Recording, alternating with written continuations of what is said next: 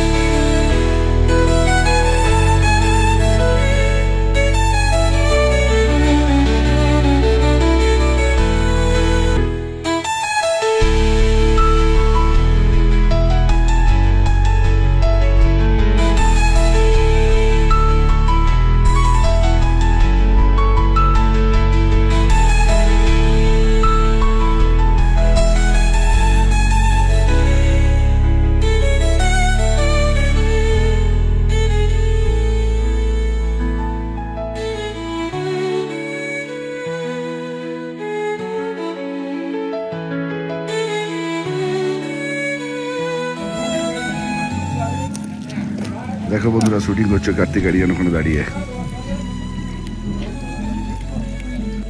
সব শুটিং চলছে আশিকি।